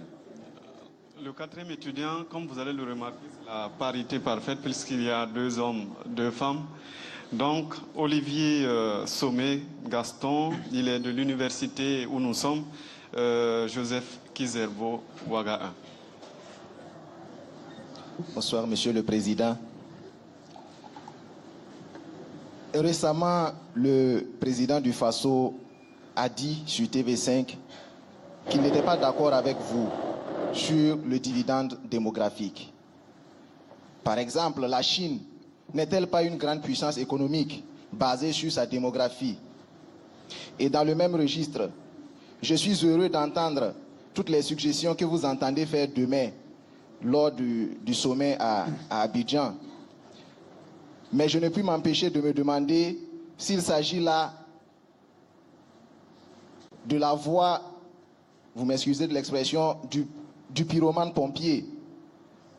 La question est, pensez-vous, Monsieur le Président, que sous-louer la lutte contre l'immigration, comme c'est le cas en Libye, est en adéquation avec le respect des droits de l'homme, si cher à la France?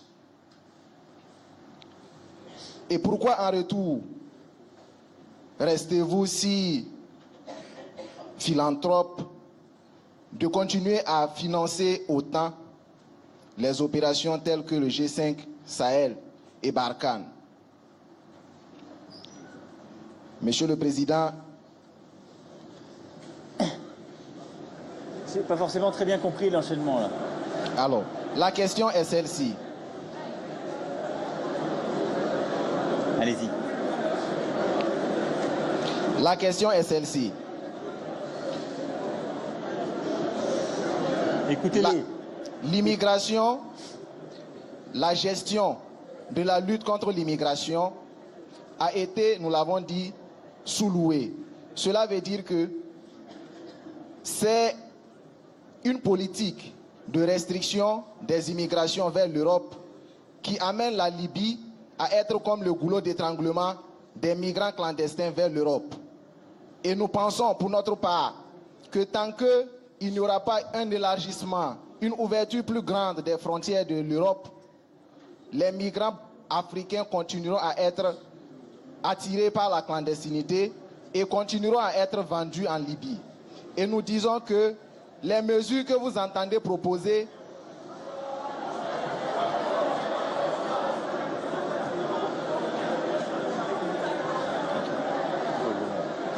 Monsieur le Président, la jeunesse africaine... Laissez monsieur poursuivre et terminer sa question. La jeunesse africaine et les milliers de Sankara ont pris le relais. Ils ont les yeux ouverts et ils n'entendent plus refermer ses yeux.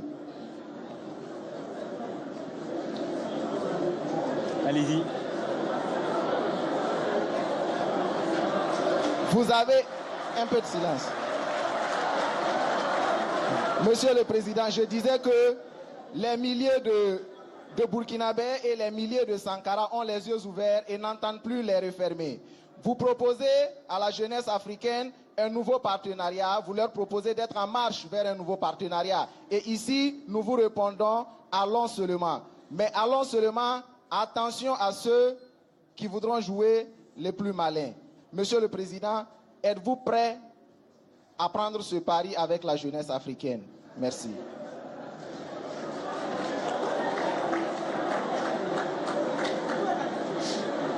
Alors, il y avait, s'il vous plaît,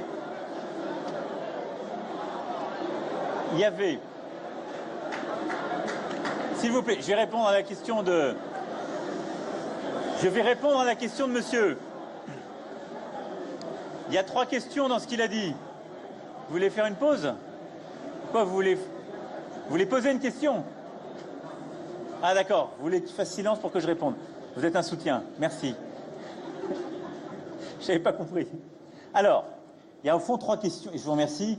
Il y a 3 questions dans ce que vous venez de dire. La 3e question, j'y ai répondu, c'est mon discours. Oui, je vous propose une amitié nouvelle et une ligne, c'est tout ce que j'ai exposé. Donc je ne vais pas le répéter.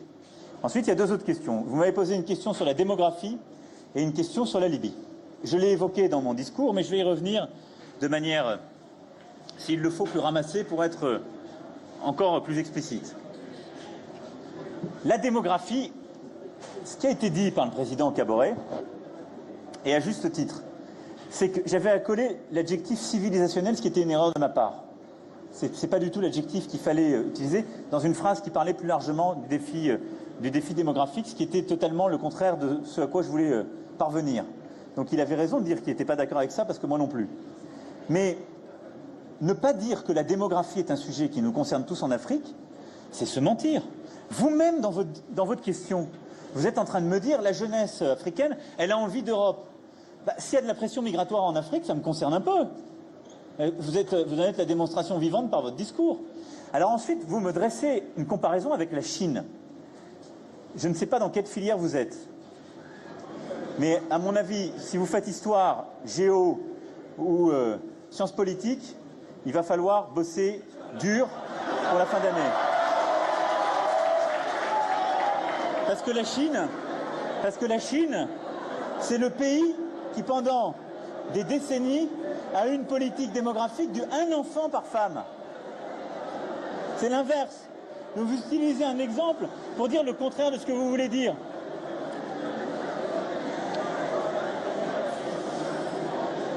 Je vais finir. Mais je ne suis pas en train de dire que la Chine est le bon exemple. Le bon exemple, c'est celui que vous prendrez.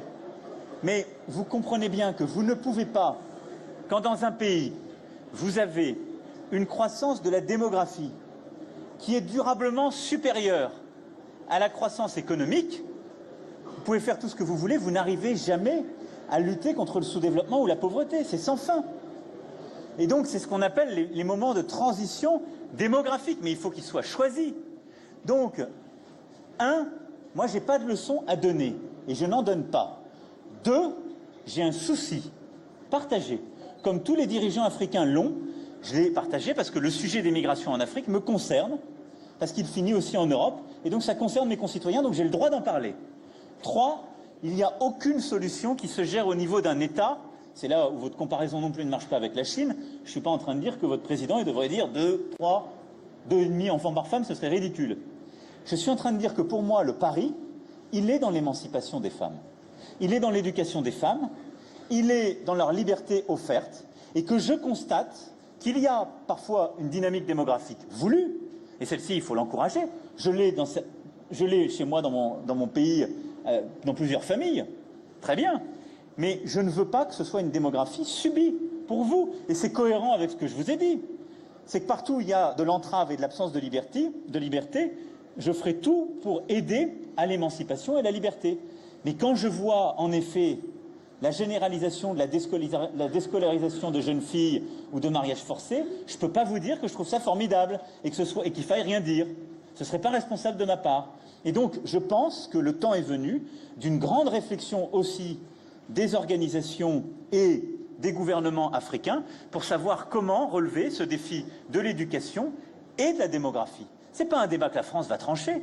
C'est un débat dont moi je dois vous parler en franchise. C'est un débat qui vous revient là aussi. Mais si on ne se dit pas les choses en vérité, après on tient des discours qui n'ont plus aucun sens. Là aussi, mettez-vous 2 secondes à la place d'un jeune étudiant français, ou plutôt de ses parents. Ils travaillent pour faire vivre un système avec des équilibres.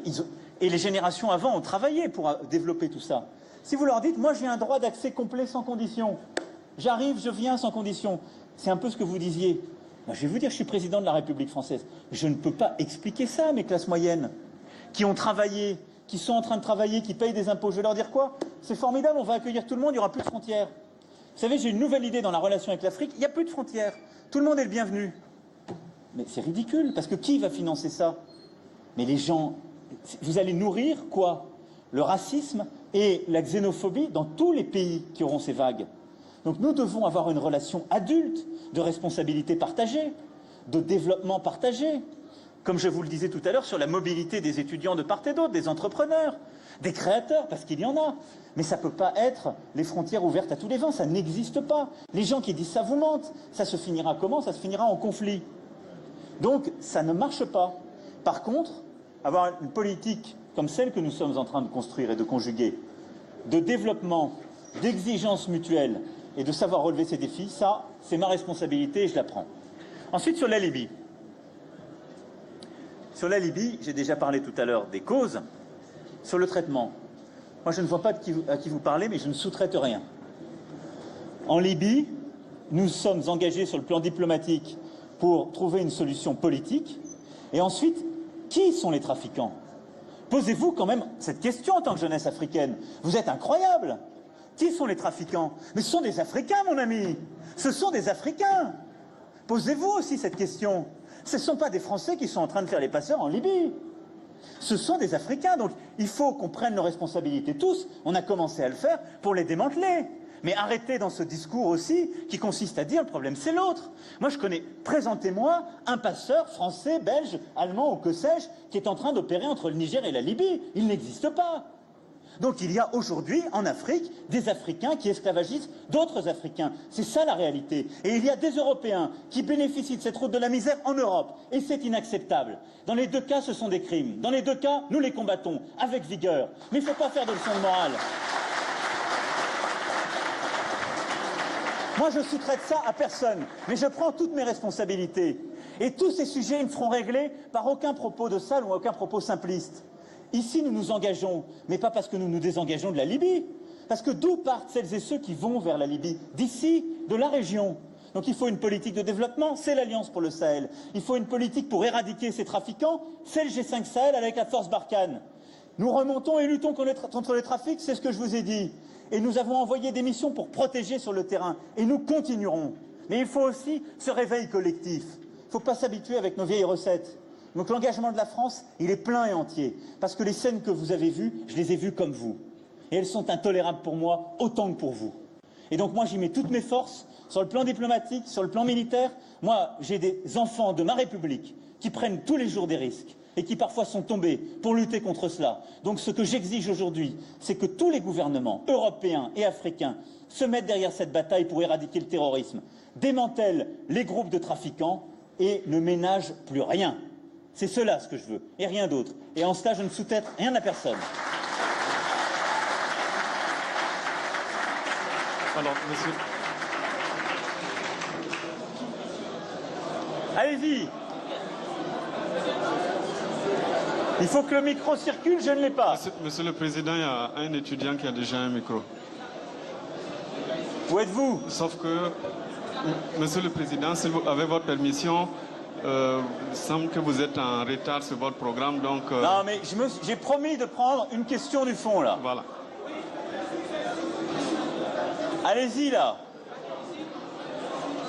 Mais ne me reposez pas des questions qui ont été posées, hein. Là, Oui. Le monsieur, oui. ils sont actifs, là. Venez là, venez. Venez. Non, pas vous. Venez. Oui, à votre Venez. attention, s'il vous plaît.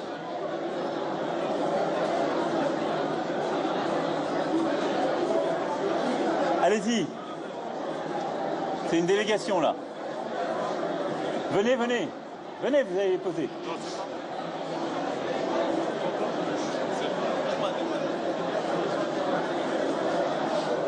Alors, il semble que je ne pourrais pas non plus prendre une quarantaine de questions. S'il vous plaît. La condition, c'est le retour au calme. Montez sur scène, je vous en prie. Alors, vous étiez là. Vous avez la même question, c'est des questions différentes. Alors, vous me faites des questions très courtes, en rafale, et puis après, je vous le donne et je répondrai à tout ça. Merci, Monsieur le Président. Je me nomme Sawadogo Salif, étudiant en marketing et gestion commerciale. Merci beaucoup d'avoir choisi le Burkina Faso comme le point de départ de votre tournée africaine. Non. Super, taisez-vous. Ils veulent pas de diplomatie, ils veulent la question. Non, je viens. Ok. Bravo. Ma question. Je ne veux pas dire que les questions précédentes ne sont pas à l'ordre du jour. Non, nous parlons du franc CFA actuellement, de la justice, comme le dossier de Thomas Sankara. La question. Mais aujourd'hui, la question, c'est de savoir. Aujourd'hui, nous voyons qu'en France, l'État met beaucoup l'accent sur la formation professionnelle. Parce qu'au Burkina Faso ici, nous avons des milliers d'étudiants chômeurs au Burkina Faso ici, qui sont formés dans l'université Ouaga, Joseph Kizebo, qui sortent et qui chôment. Pourquoi ne pas encourager la formation professionnelle au Burkina Faso? Pourquoi ne pas beaucoup investir dans la formation professionnelle au Burkina Faso? Deuxième question. Ah, s'il vous plaît, écoutez-les. Je répondrai à chacune. Vas-y. Je me nomme Mohamed Abakar. S'il vous plaît. Non. Écoutez les questions. Les amis. Oh là là. Je me nomme Mohamed Abakar Tahir. Je suis tchadien de nationalité, je suis élève à l'École nationale de régie financière. Ma question est que, selon mes recherches, la France oblige les pays, nos pays, les pays de zone CFA, à remettre 50% de leurs réserves d'échange au trésor public français en termes de conditions pour que le CFA fonctionne. Pourquoi? Si ce n'est pas de l'impérialisme, ça c'est quoi alors? Ça c'est ma question. Ok, j'ai une deuxième question. Ah non, t'en as qu'une, parce que là, attends. Non. Selon une publication. La démocratie. Ça, c'est de l'impérialisme pour moi. Une question. Mais non, c'était une question, je vais répondre. Ah non, mais attends, sinon on finit plus. Il faut de l'ordre. Question. Restez là, je réponds. Vous pouvez rester là, je réponds. Allez-y. Je me nomme Bakayoko Sayuba, étudiant en Master 1. S'il vous plaît, à l'École supérieure des travaux publics de Ouagadougou. Alors, votre question. Moi, ma question, d'abord, nous les jeunes, au Burkina ici, le président français Macron est venu au Burkina pour connaître vraiment dans quelle réalité les étudiants vivent au Burkina ici. Donc, ma question est de savoir quand est-ce le Burkina Faso aura ses propres normes dans les différents domaines, notamment, je vais prendre dans le domaine du génie civil, on se réfère toujours aux normes françaises. Mais arrêtez de protester dès qu'il y a une question.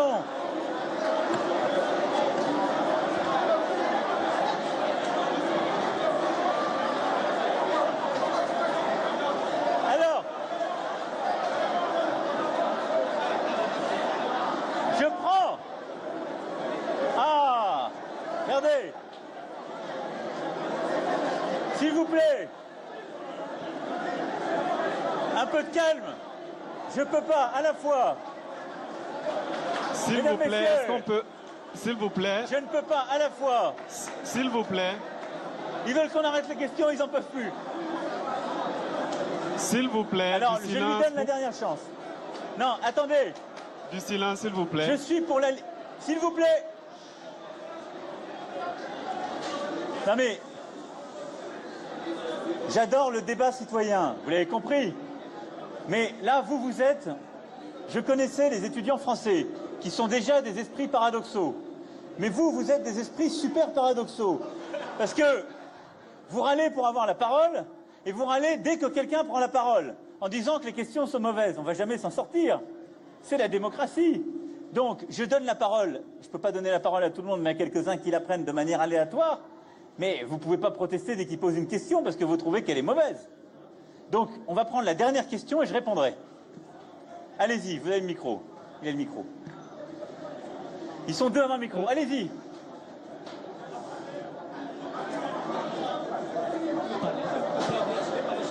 Bah, viens la poser là, alors.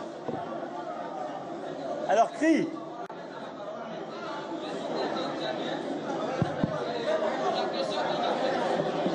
Venez là. Ma question est de savoir, la maison de la jeunesse qui sera inaugurée ici en juillet, est-ce que cette maison sera inaugurée dans d'autres pays africains aussi? Ah, ça, c'est ça ma question. Concrète. Est-ce que cette maison de la jeunesse est seulement pour les jeunes burkinabés ou bien il y aura d'autres maisons de la jeunesse dans d'autres pays africains? Qu'est-ce qu'il y a? Et plus précisément pour les jeunes tchadiens. Ok, très bien. On y va là. Vas-y, pose là. S'il vous plaît. Merci, Monsieur le Président. Toute dernière, et là je réponds, et on y va. Moi, c'est Compaoré Adama, je suis étudiant en économie. Mes questions, c'est sur les questions économiques. Oui, alors. Moi, ma question, c'est de savoir l'état de la situation actuelle du PNDS. Voilà. Donc, ça veut dire, il y a eu les tables rondes à Paris où il y a eu des promesses qui ont été faites pour le Burkina. Non, mais je vais répondre. Voilà, c'est tout dans le stade du go. Alors. Non, je sais bien.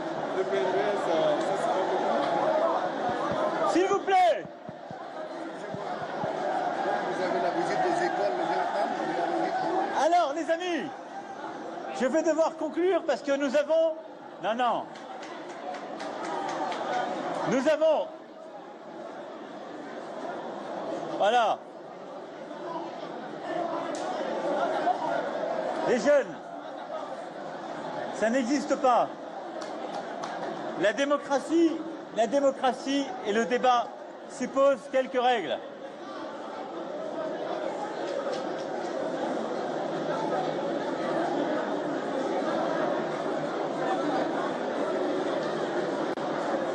S'il vous plaît.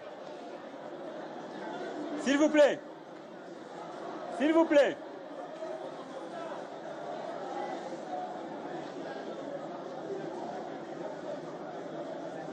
S'il vous plaît. Allons.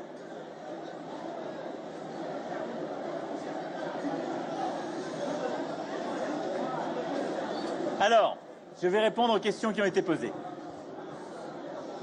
Je voulais qu'il y ait une ouverture au-delà des questions que vous aviez préparées. Ça me semblait être de bonne politique.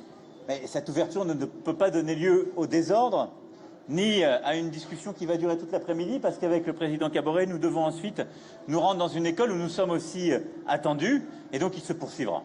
Alors, pour répondre de manière très synthétique à vos questions, d'abord la question 2 et 4, qui portent sur le sujet économique. Je pensais y avoir répondu. Quand on demande, dans le cadre de la zone franc, à un État membre, et pour le franc CFA, à un État membre, d'avoir des réserves, ce ne sont pas des réserves qui sont gagées ou exigées par le Trésor français pour lui-même. C'est comme la France est, in fine, si vous lisez les traités, le garant. La France s'engage s'il y a un problème, et c'est ça que vous négligez dans votre approche, à stabiliser la zone, ce qui peut coûter à la France. La France se doit, pour la stabilité de toute la zone, d'avoir de la visibilité et de donner au marché une visibilité sur la solidité de chaque État. Et c'est ce qui fait que chaque État, pour lui-même, et compte tenu de ses engagements dans le cadre, justement, de la zone franc, eh bien, a ses réserves. Ces réserves, elles sont détenues par les banques centrales souveraines, et c'est un choix souverain. Et là-dessus, je vous invite à poursuivre les études que vous êtes en train de faire, mais vous ne trouverez aucune solution où une banque centrale peut émettre de la monnaie et justement remplir les missions d'une banque centrale où que ce soit, sans avoir des réserves qui constituent, premièrement, sa capacité à fonctionner, deuxièmement, sa crédibilité sur les marchés. Et donc vous aurez à avoir des réserves au Burkina Faso. Ça n'est pas de l'argent qui est mobilisé à la demande de la France, c'est de l'argent qui est mobilisé dans le cadre d'un système. Je peux même parier, et les études le montreront quand tout ça sera abordé par les chefs d'État et de gouvernement, que ça coûterait plus cher pour avoir une stabilité comparable à l'échelle du Burkina seul. Pour ce qui est ensuite du plan, c'est un sujet national et domestique auquel vous avez fait référence. Et donc je renverrai, Président, la France en tout cas, dans ce plan et cette stratégie, a pris sa part de responsabilité en étant au rendez-vous de l'aide bilatérale et des engagements et en augmentant même celle-ci. Donc la France est aux côtés du Burkina dans ce plan et sera aux côtés du Burkina dans les discussions avec tous les bailleurs, parce que c'est la politique que nous avons toujours suivie et parce que le choix démocratique qui a été fait, comme le courage des réformes conduites, le justifie pleinement. Ensuite et enfin, sur la formation professionnelle et le génie civil, sur le génie civil, tout va bien en France. Nous avons des défis importants et nous agissons. Sur la formation professionnelle, nous avons un très gros défi et nous le relevons. Mais les deux questions que vous avez posées d'évidence relèvent du président du Faso et pas du président français. Puisque ce n'est pas moi qui vais décider pour vous de la politique de formation professionnelle ni de celle du génie civil. Donc il reviendra pour répondre à toutes vos questions. Donc vous l'avez compris, il ne fera pas mota mota le président Kaboré. Il reviendra ici pour, devant vous, continuer à expliquer sa politique et répondre à vos questions. Voilà, mesdames et messieurs, voilà, mes amis, ce que je voulais vous dire en vous remerciant pour votre accueil. Et à bientôt.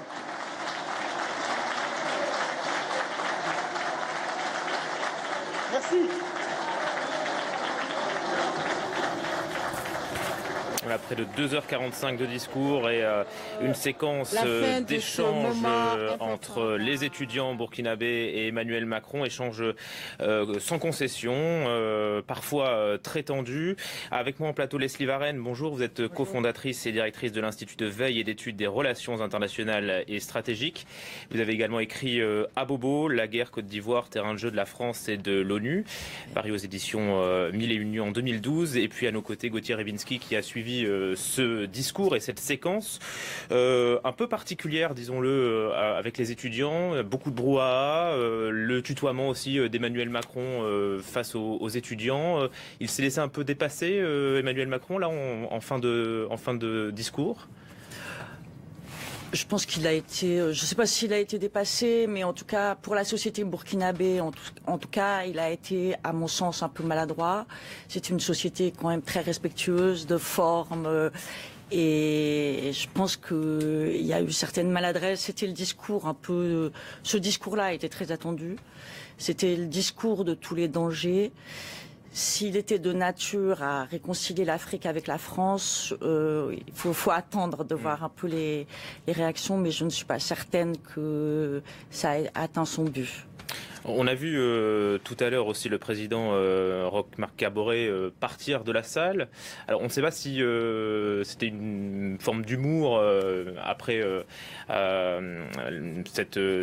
presque avait dit Emmanuel Macron, qui était interrogé par une étudiante et qui lui demandait pourquoi est-ce que on n'a pas d'électricité et pas de climatisation dans les universités. Emmanuel Macron lui a répondu, eh bien c'est au président Kaboré de répondre. Il est ensuite parti. On ne sait pas si on a frôlé l'incident diplomatique. Il est revenu par la suite. Hein. En tout cas, c'est un détail qui montre que les relations franco-africaines ont bien changé, parce qu'il y a 30 ans, un président africain ne serait pas sorti de la salle pendant que le président français parlait. Donc je trouve ça plutôt pas mal. Ça veut dire que les relations ont bien changé. Maintenant, si le discours d'aujourd'hui devait nous donner une vision et devait nous donner une vision aux Français et aux Africains sur quelles vont être nos relations, on reste un peu perdu là. Gauthier, votre commentaire? Oui, moi j'aimerais revenir sur 3-4 points qui me semblent être la trame de toute cette intervention et des échanges auxquels on a assisté. Emmanuel Macron a démarré très tôt sur un ton qui était relativement, j'allais dire, démagogique, qui est de l'ordre de la flatterie. Quand il dit « il n'y a plus de politique française en Afrique », comment faire croire cela, non seulement à des Africains, mais même à d'autres. Alors, il a été, là où il s'est rattrapé, là où il a été brillant, c'était en ce sens qu'il a tenté d'éviter le rituel classique où la France doit prendre position par rapport à la France-Afrique éternelle et donc la condamner. Il a évité ce rituel en essayant d'attirer l'ensemble de l'Afrique et le Burkina Faso dans une problématique globale qui est la cité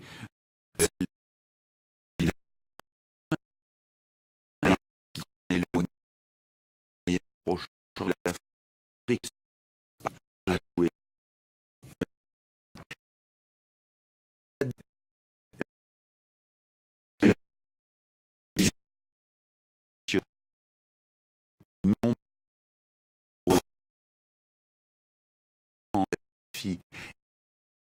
Il a quitté que vous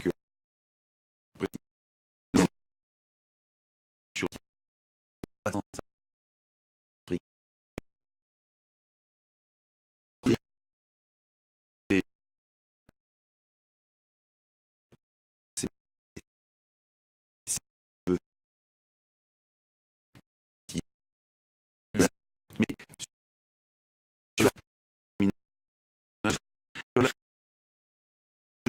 si vous voulez,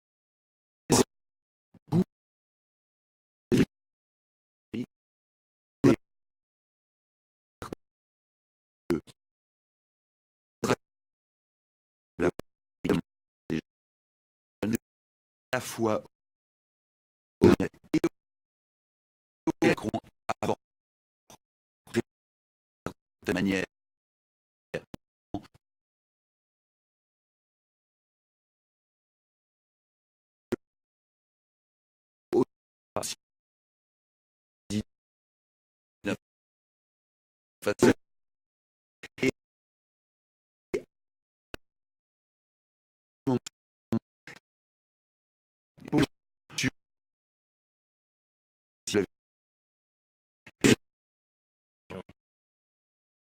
pas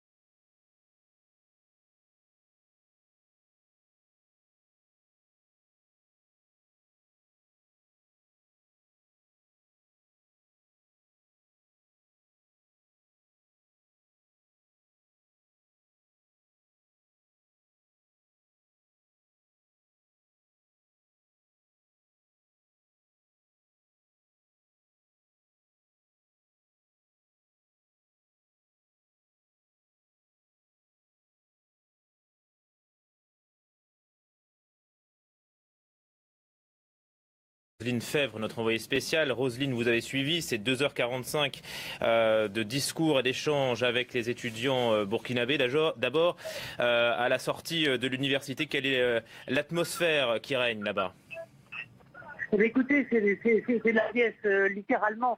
Là, le président Emmanuel Macron est en train de serrer des mains des photographes qui crépitent partout.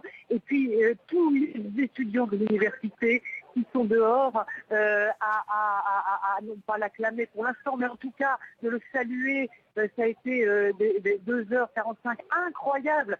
Moi, je n'ai jamais vu ça dans les voyages présidentiels.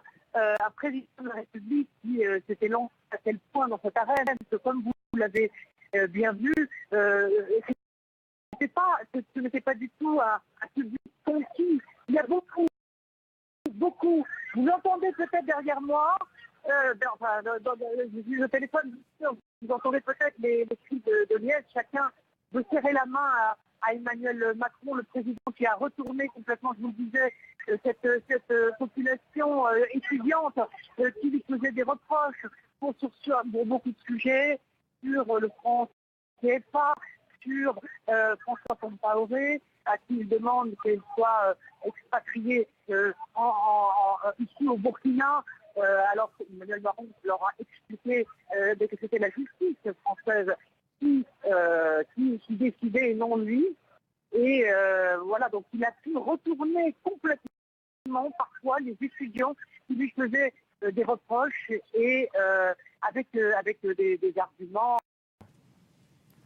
Eh bien écoutez, en tout cas, premièrement, on a senti la légitimité d'Emmanuel Macron de parler à la jeunesse africaine, car lui-même est jeune. Donc il s'est mis sur le même terrain qu'eux, en gros en leur disant, voilà, cette nouvelle génération qui peut changer son destin, comme moi je l'ai fait. Alors il ne le dit pas comme ça, mais c'est ce qu'on comprend.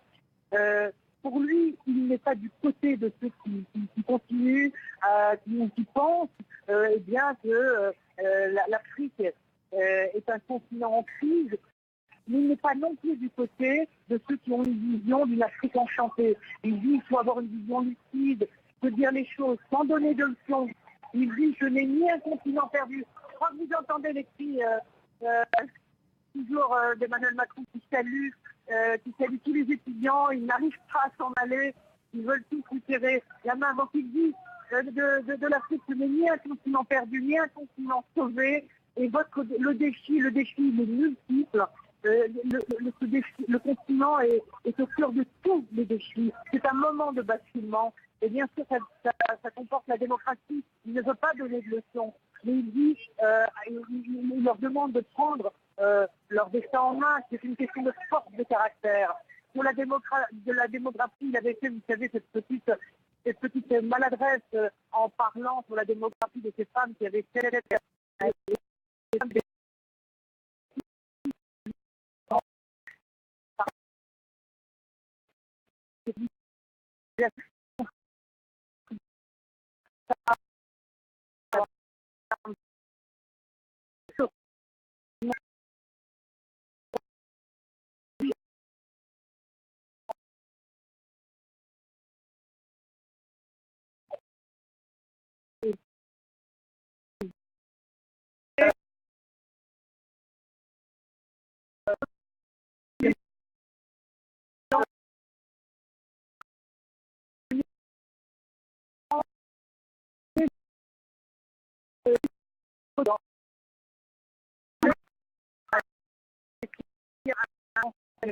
Voilà, donc en fait c'est une relation complètement dépoussiérée avec l'Afrique.